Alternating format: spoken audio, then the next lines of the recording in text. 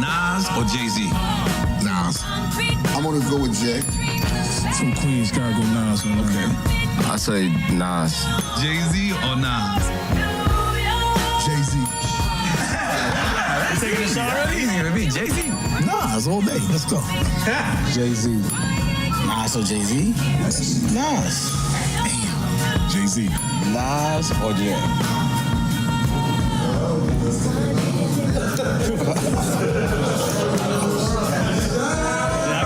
Jay-Z is furious right now, and honestly, who wouldn't be?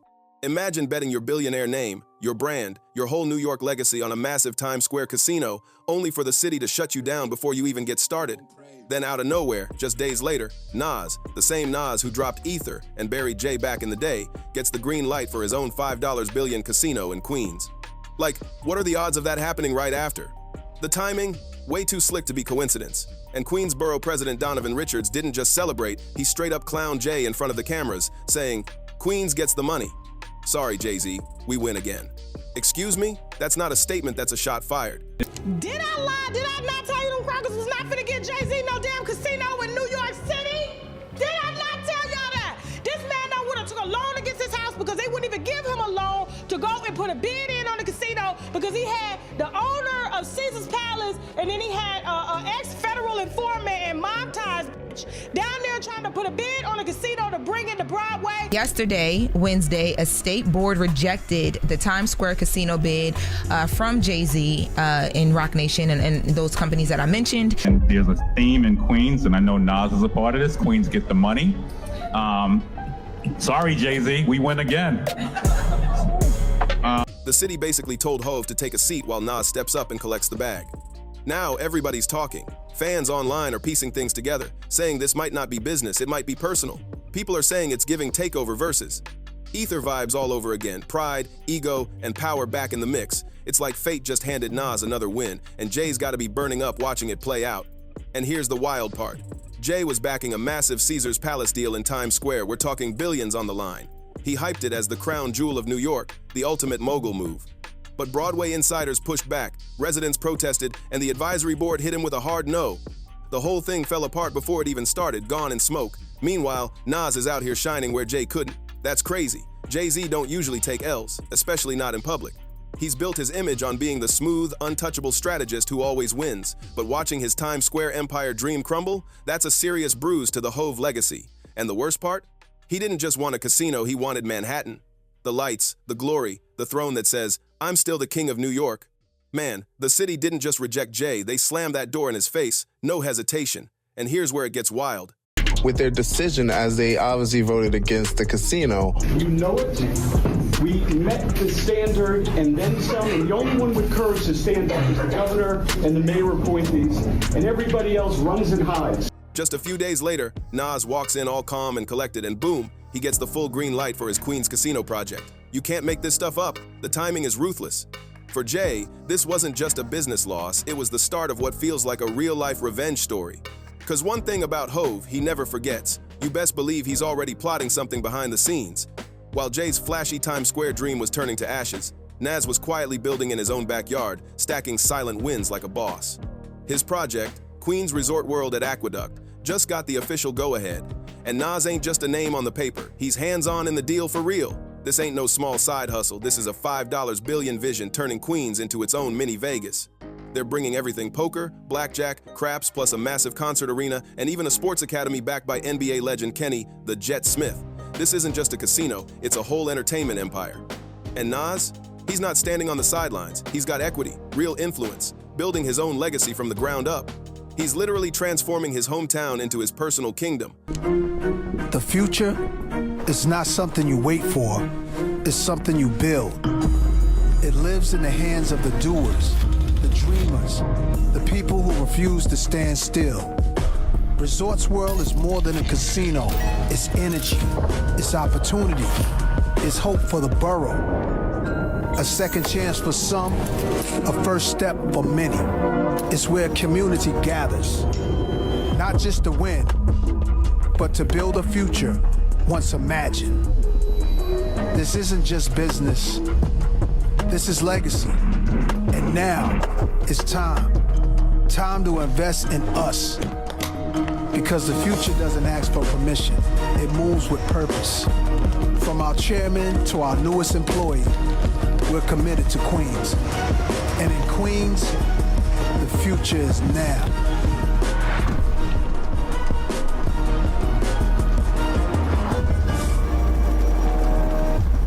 When Nas talked about the project, you could feel it wasn't just business, it was personal, it was love.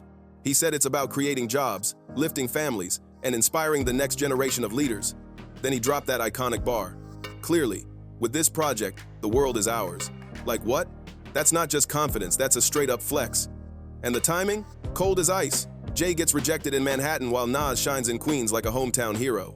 Fans went crazy online, saying things like, Nas ethered him again, but this time with business receipts. The memes are everywhere, and honestly, they hit hard.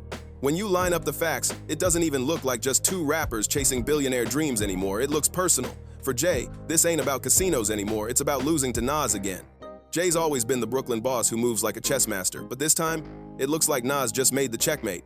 From Rockefeller to Rock Nation, from the Marcy Projects to billionaire status, Jay-Z built an empire that screams power, precision, and control. Of how you made this beat. I was at one of those conventions, like a How Can I Be Down or something like that, and I think Nas' album had came out. And every car that was driving by was playing Whose World Is This? And I, you know, and the pianos and the drums and the whole cadence of that record had me like, yo, this is amazing. I want to make a song like that. So, taking an L like this, especially to Nas, has got to hit deep. What makes it even wilder is how Nas always reappears, right when people think he's out the game, flipping the script every single time. Back in the day, Jay tried to clown him on Takeover, calling him washed and irrelevant, but Nas wasn't going for it. He came back swinging with ether and dragged Jay's name so hard it flipped the whole hip-hop world upside down. Now, all these years later, it's like deja vu, same players, new arena. Jay went corporate, trying to conquer Times Square, and then boom, Nas slides in from Queens with the winning hand. History just ran it back. But this time it's not about verses, it's about ventures. Once again, Nas walks off with the W, while Jay's left watching his big plan crumble. This casino saga is giving deja vu with dollar signs. Jay tries to reclaim the city with a flashy empire play, but the board shuts him down cold. And right on cue, Nas glides in smooth from Queens, the so-called underdog borough, and takes the throne. You couldn't write a pettier twist if you tried. But to really get why this stings for Jay, you gotta rewind all the way back to where their legendary feud was born. Because it didn't start with business or billions, it started with something way more personal. It was met with the disrespect, but I'm really sorry for for the other people involved. The other people involved. Because it was either that or we would see each other somewhere and it would be like, I don't know where. In the mid-90s, Nas was already the golden boy of New York hip-hop.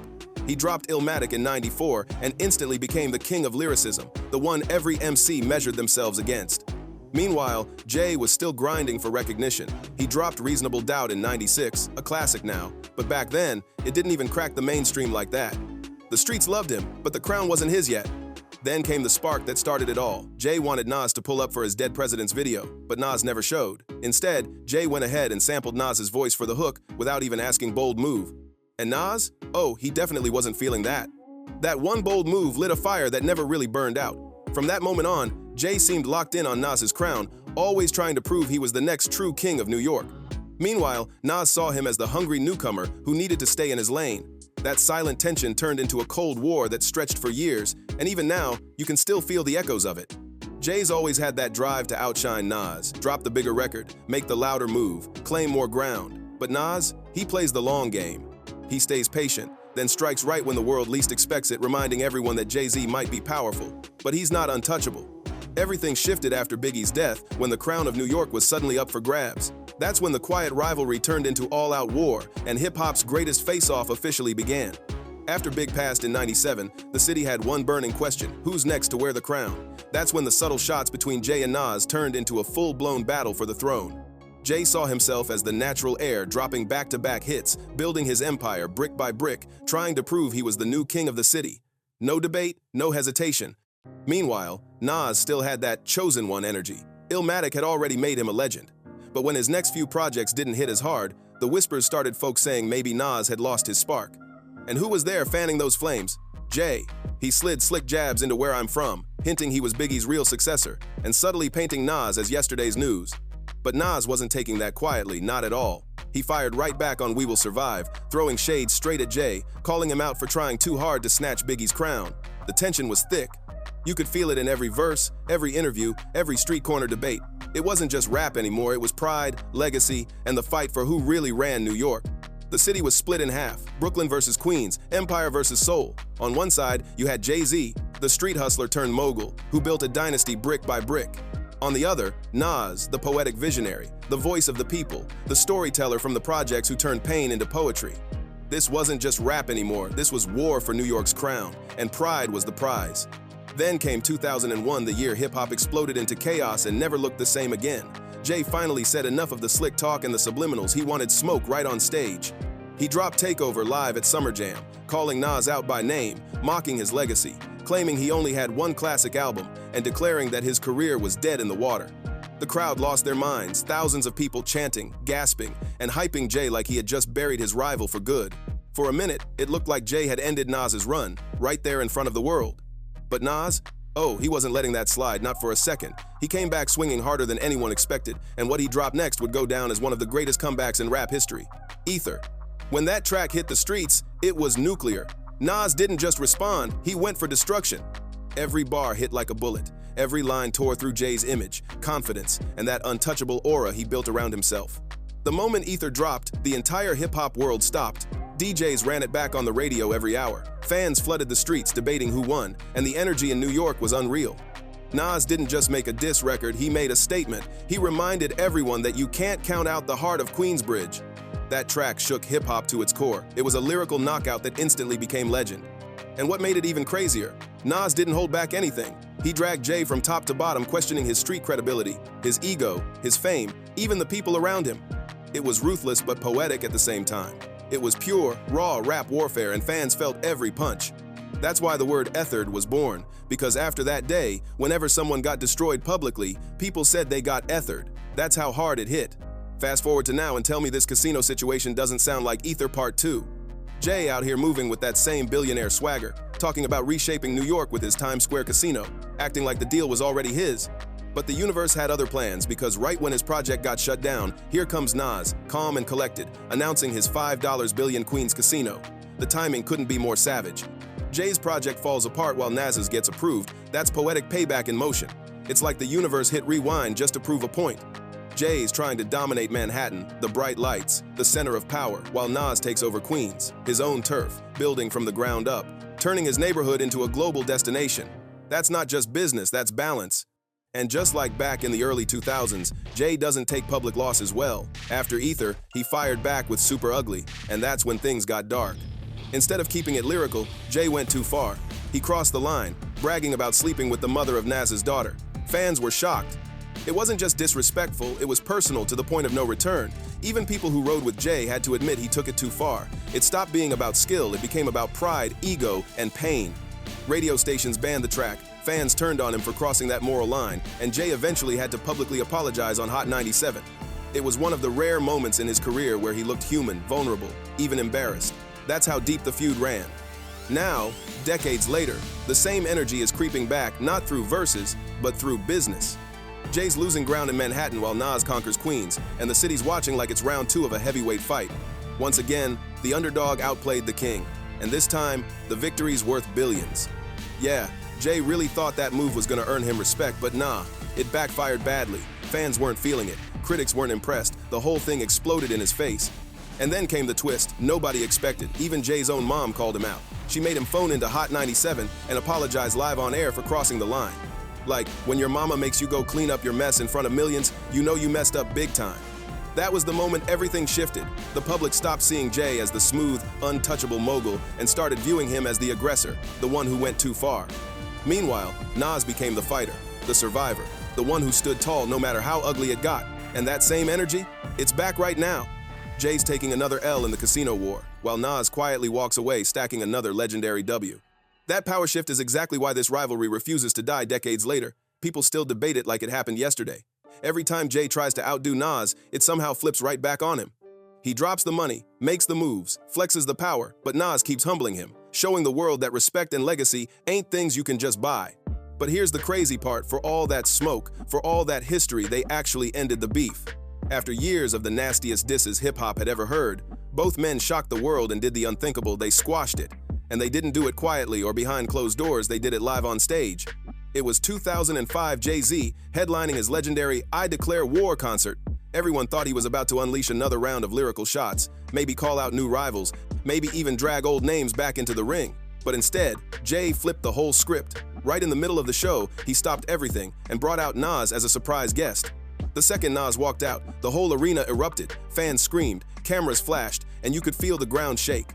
Two men who once tried to destroy each other's careers were now standing shoulder to shoulder, shaking hands, performing together like nothing ever happened.